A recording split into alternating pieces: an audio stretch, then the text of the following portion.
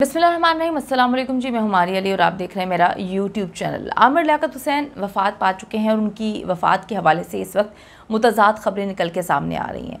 आप सबको पता है कि पिछले काफ़ी अरसे से आमिर लियाकत हुसैन ज़हनी दबाव का शिकार थे। हम लोग समझते हैं कि डिप्रेशन एक नॉर्मल चीज़ है, लेकिन मैं फिर यहाँ से बताने की कोशिश करूँगी, समझाने की कोशिश करूँगी कि डिप्रेशन जो है वो बेहद ख़तरनाक बीमारी है। और आप सबको पता है कि किस तरह से आमिर लियाकत पिछले कुछ टाइम से बहुत ज़्यादा डिप्रेशन का शिकार थे, जब उनकी तीसरी बीवी दानिया ने उनकी कुछ प्राइवेट किस्म की पिक्चर्स और वीडियोस लीक की थी या करवाई थी। उसके बाद से आमिर लियाकत जो है वो बहुत मायूस हो चुके थे, सारी सारी रात रोते रहते थे और आखिरी रात भी वो रोते रहे। रोकर पता नहीं माफ़ियाँ मांगने की आवाज़ें आती रहती थीं। उनके जो नौकर हैं उन्होंने बताया कि हम कभी कभी डर जाते थे कि किस तरह से ये रो रहे हैं, किससे रो रहे हैं, किससे माफ़ी मांग रहे हैं, कौन सामने है, क्या कोई कॉल पर है। दरवाज़ा बंद करके अंदर बैठे रहते थे और हर वक्त रोते रहते थे। तो आमिर लियाकत ने बहुत ज़्यादा इस वीडियो और तस्वीर को अपने दिल पे लिया, जो कि बात भी थी। वो अपने अक्सर जो कुछ उनके दोस्त रह गए थे उनसे कहा करते थे कि जी मैं बहुत ज़्यादा परेशान हूँ, मेरे साथ दानिया ने अच्छा नहीं करवाया, मेरे साथ दानिया ने अच्छा नहीं किया, मेरी प्राइवेट बेडरूम की पिक्चर्स और वीडियोस को जो है उसने ना सिर्फ लीक किया, ना लोग अब मुझसे बात कर रहे हैं, लोग मेरा मजाक उड़ाते हैं, मैं बाहर निकलने के काबिल नहीं रहा, मैं किसी से मिल नहीं सकता और टीवी पे तो काम मुझे मिल ही नहीं रहा। बहुत ज़्यादा तकलीफ दे सिचुएशन है। देखिए जी, हर इंसान के अंदर अच्छा और बुरा इंसान दोनों चीज़ें मौजूद होती हैं। हम लोग अब एक इंसान चला गया है, डेफिनेटली सबको तकलीफ़ है, लेकिन बात इतनी है कि जो अरूज था इनका वो बहुत ही खूबसूरत था। उनको पता नहीं था कि ज़वाल आएगा। जैसे कि उन्होंने अपनी पहली बीवी बुशरा को छोड़ा, ज़वाल आ गया। इस वक्त ना उनकी पहली बीवी बुशरा और ना ही दूसरी बीवी तूबा की जानिब से कोई भी स्टेटमेंट आया है।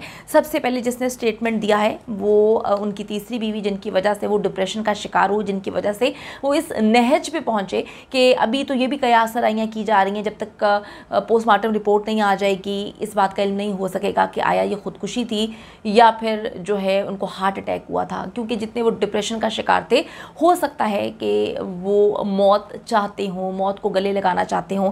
सबसे पहले जी दानिया ने रद्द अमल का इजहार किया है। उन्होंने कहा है कि जी बहुत ही अफसोस हुआ है मुझे, और अल्लाह पाक आमिर की मग़फ़िरत फरमाए और उनको जन्नतुल फिरदौस में जगह अता फरमाए। उन्होंने अपना इंस्टाग्राम पर स्टेटस लगाया है और मैं आपको ये बताती चलूँ कि जुमेरात 9 जून को दोपहर के वक्त आमिर लियाकत जो हैं वो इंतकाल कर गए थे। और उनके जो मुलाजमीन हैं वो कहते हैं कि वो इनकार कर रहे थे मुसलसल कि मैं नहीं जाना चाहता हस्पताल, मुझे हस्पताल ना लेकर जाया जाए। लेकिन यकीन करें कि ये एक बड़ी तकलीफ दे सिचुएशन है कि हमारे माशरे में एक ऐसा इंसान जिसने आलिम ऑनलाइन से अपनी ज़िंदगी का आगाज़ किया, अपने करियर का आगाज़ किया, लोगों ने उनको बेहद पसंद किया। लेकिन कहते हैं कि हर अरूज के बाद ज़वाल होता है। उनके ज़वाल की दास्तान तब शुरू हुई जब उन्होंने अपने दोनों बच्चे और पहली बीवी बुशरा इकबाल साहिबा को छोड़ा। उसके बाद उनकी शादी तूबा के साथ हुई। तूबा के लिए उन्होंने बुशरा इकबाल को जो है वो तलाक दी थी। तूबा भी उनके साथ ज़्यादा अरसे नहीं चल सकी। तूबा ने तकरीबन 1 साल के बाद जो है उनसे किनारा कशी इख्तियार कर ली, खुला ली और उन्होंने अलहदगी इख्तियार करते उन्होंने कभी कुछ गंदा नहीं बोला। ये एक अच्छी चीज़ है तूबा की कि उन्होंने ना कभी इन पर इल्ज़ामात लगाए, ना उनके लिए कुछ बुरा बोला, ना ही पहली बीवी बुशरा इकबाल ने उनके लिए कभी भी कुछ गलत बोला या कुछ ऐसा किया जिससे इंसान सोचे कि जी शायद उन दोनों की परवरिश बहुत अच्छी थी। लेकिन दानिया, जिसको वो सबसे छोटी उम्र का बताते थे कि जी वो बहुत छोटी उम्र की है, 18 साल की है, उस 18 साल की लड़की ने ना सिर्फ इनको नाको चने चबवाए बल्कि बेडरूम के अंदर की ऐसी वीडियोस जो कभी कोई दुश्मन भी किसी के साथ ऐसा नहीं कर सकता, उन्होंने बीवी बनकर ये सारे मामलात किए। और यकीन करें काफ़ी गलत चीज़ें जो हैं वो सामने आईं।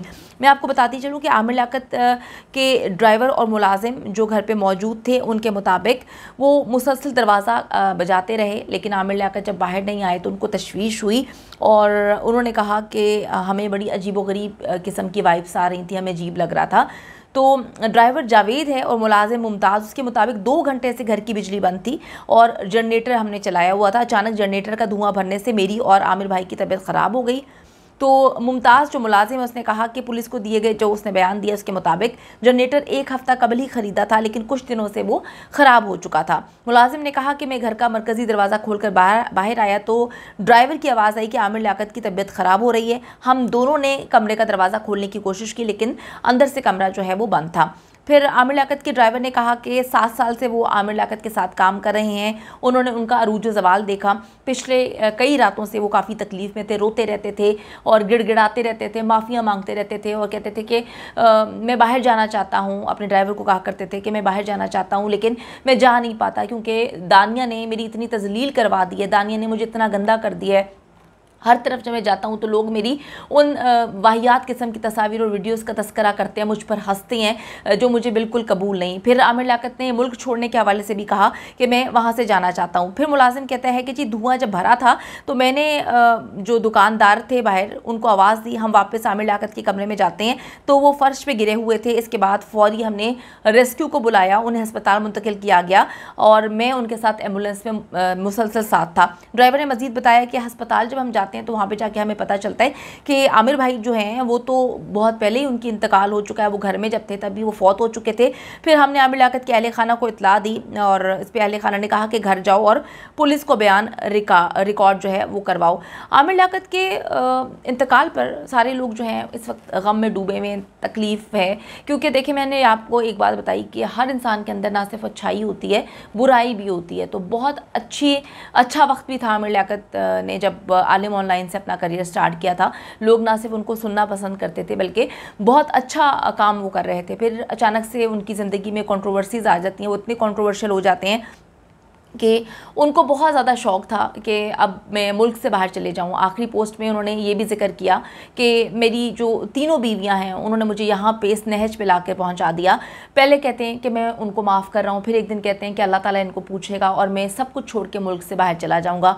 किसी को ये इल्म नहीं था कि जो इंसान रोज़ पोस्ट लगा रहा था और कह रहा था कि मैं मुल्क से बाहर जाना चाहता हूँ, मैं डिप्रेशन का शिकार हूँ, मैं डिप्रेस्ड हूँ, एक दिन जो है वो इस दुनिया से ही चला जाएगा। कोई भी इस चीज़ के लिए, इस खबर के लिए तैयार नहीं था और अचानक से आमिर लियाकत जो हैं वो इंतकाल कर जाते हैं। आमिर लियाकत ने जो आखिरी पोस्ट शेयर की वो बड़ी अजीबोगरीब थी, वो दिल को छूने वाली थी। जो उन्होंने चीज़ें बयान की यकीन करने बड़ी तकलीफ़ देती थी। उन्होंने कहा कि लोग हर मोड़ पर रुक रुक कर संभलते क्यों हैं, इतना डरते हैं तो फिर घर से निकलते क्यों हैं, नींद से मेरा ताल्लुक़ ही नहीं बरसों से, ख्वाब आकर मेरी छत पर टहलते क्यों हैं, मैं ना जुगनू हूँ, दिया हूँ, ना कोई तारा हूँ, रोशनी वाले मेरे नाम से जलते क्यों हैं। आमिर लियाकत साहब जो हैं वो लोगों को बहुत ज़्यादा पसंद थे, लेकिन जब उन्होंने तीसरी शादी की तो यकीन करें कि तीसरी शादी के बाद जो है वो उनकी ज़िंदगी काफ़ी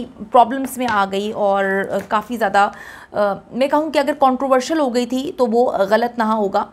हर चीज़ जो है वो स्मूथ चल रही थी, लेकिन मामला जो हैं अचानक से उस वक्त ख़राब होते हैं जब उनकी तीसरी बीवी सामने आती है। अच्छा, मैं आपको बताती चलूँ कि आमिर लियाकत जो हैं उन्होंने रमज़ान शीपा साहब से क्या वसीयत की, उसके हवाले से मैं आपको बताती चलूँ।